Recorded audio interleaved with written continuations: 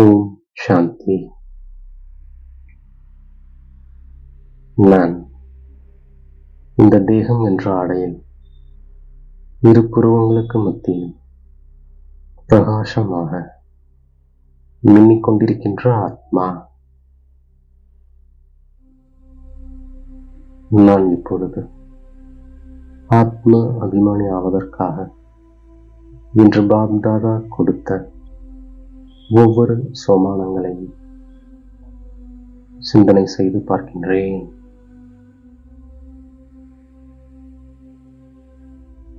நான் இப்போது தந்தையை நினைவு செய்து செல்வந்தராக ஆகிவிடுகின்ற ஆத்மா.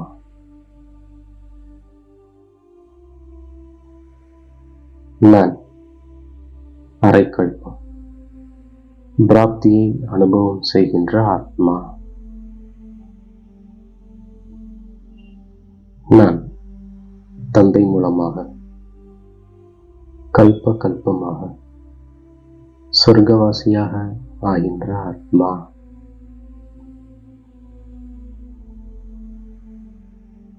தந்தை வந்திருப்பதால் நான் அவரிடமிருந்து ஆஸ்தியை அடைகின்ற ஆத்மா.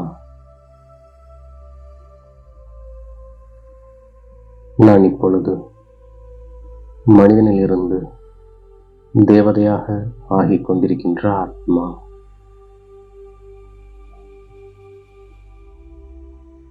நான் எல்லையற்ற தந்தை சிருஷ்டியை படைக்கக்கூடிய தந்தையை நினைவு செய்து எல்லையற்ற ஆஸ்தியை அடைகின்ற ஆத்மா.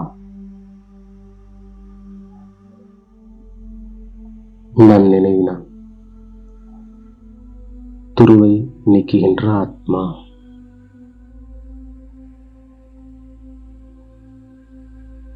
பாரதவாசியாகிய நான் சத்தியுகத்தில் சதோ பிரதானமாக இருந்த ஆத்மா.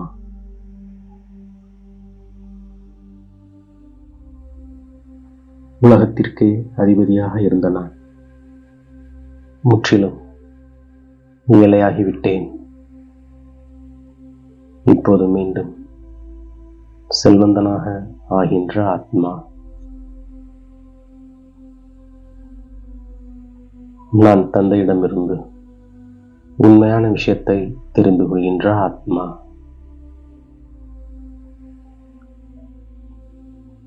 நான் தந்தையின் ஞானத்தால் தேவதையாகின்ற ஆத்மா.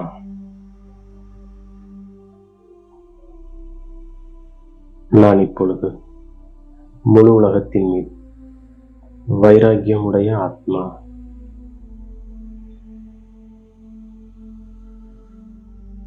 நான் இப்போது பகலுக்கு செல்கின்ற ஆத்மா.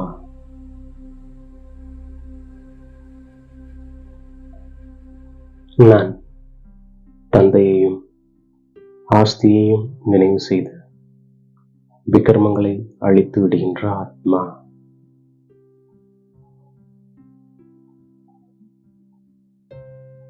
நான் தந்தை மூலமாக சொர்க்கத்திற்கு அதிபதியாக ஆகிக் கொண்டிருக்கின்ற ஆத்மா.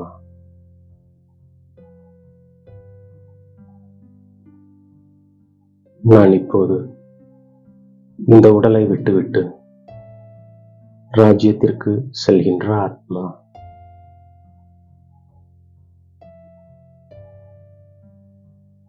நான் முயற்சி செய்து சம்பூர்ண குணவானாக ஆகின்ற ஆத்மா.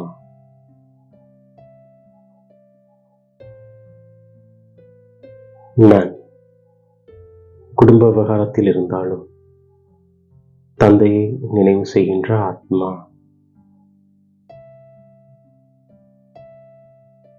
நான் கர்மங்கள் செய்து கொண்டிருந்தாலும் புத்தியின் தொடர்பை தந்தையுடன் இணைத்திருக்கின்ற ஆத்மா.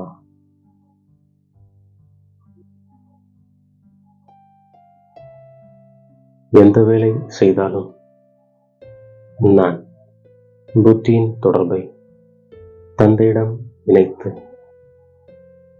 ஆஸ்தியை பெறுகின்ற ஆத்மா.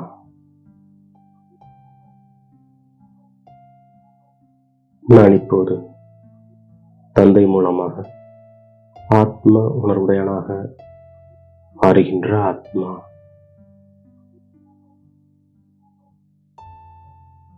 நான் இப்போது ஈஸ்வரிய சம்பிரதாயத்தினராக இருக்கின்ற ஆத்மா.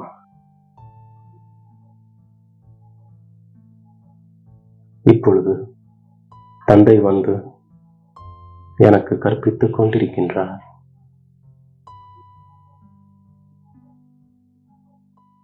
பிறகு பின்னால் நான் பலனை அனுபவிக்கின்ற ஆத்மா.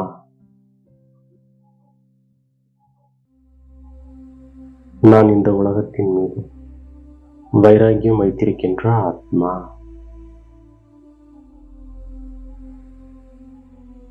நான் இப்போது தேகம் உட்பட தேகத்தின் அனைத்து உறவுகளையும் விட்டுவிட்டு என்னை அசரீரியானவன் என்று புரிந்து கொள்கின்ற ஆத்மா.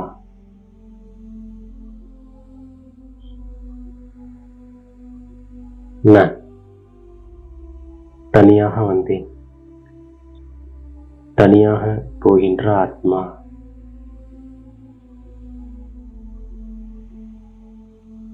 நான் இப்போது புதிய உலகத்திற்கு செல்கின்ற ஆத்மா.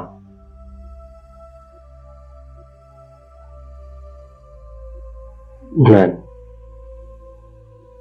சிவத்தந்தையை பிரம்மா மூலமாக நினைவு செய்கின்ற ஆத்மா.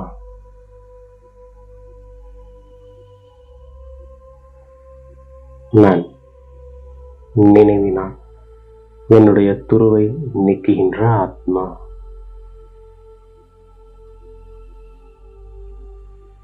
நான் விஷ்ணுபுரிக்கு அதிபதியாக ஆகிவிடுகின்ற ஆத்மா.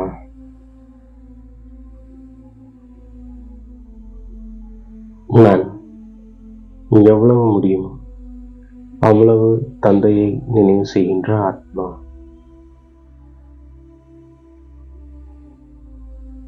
நான் தந்தையின் மீது நிச்சயம் வைத்து முயற்சி செய்து ஆஸ்தியை அடைகின்ற ஆத்மா. நான் தூய்மையாகி தூய்மையான உலகத்திற்கு அதிபதியாகின்ற ஆத்மா.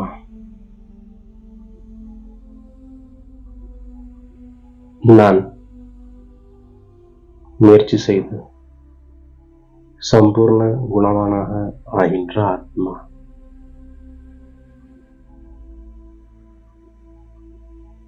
கர்மம், தொழில் எதுவாக இருந்தாலும்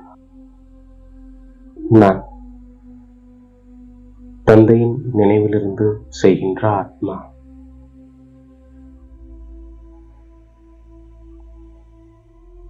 இந்த பழைய ஆடை விற்று போய்விட்டது. ஆகையால் நான் இதன் மீது பற்றுதலை நீக்குகின்ற ஆத்மா.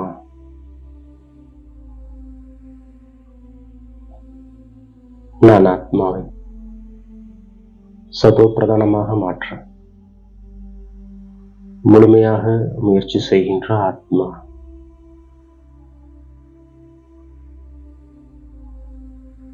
நான் சதா அதீந்திரிய சுகம் அனுபவம் செய்யக்கூடிய ஆடாத அகண்ட சுயராஜ்ய அதிகாரி ஆத்மா.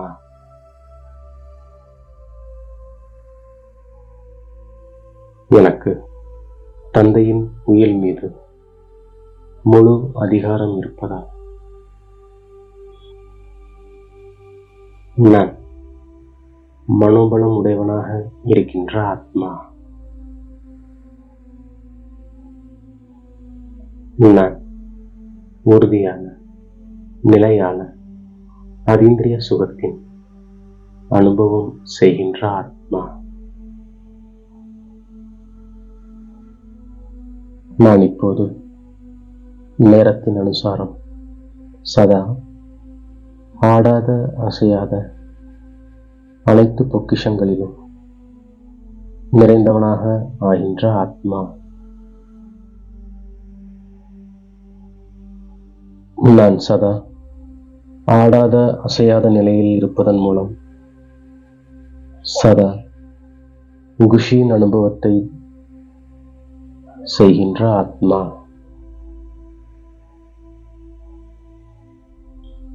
நான் சதா ஆடாத அசையாத ஒரே சமநிலையின் ஸ்திதியை அனுபவம் செய்கின்ற ஆத்மா.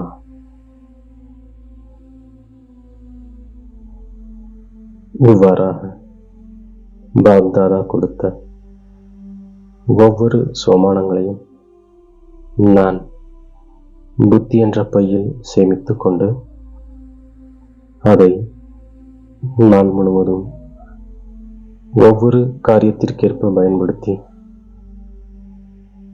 வெற்றி மூர்த்தியாக ஆகின்றேன்.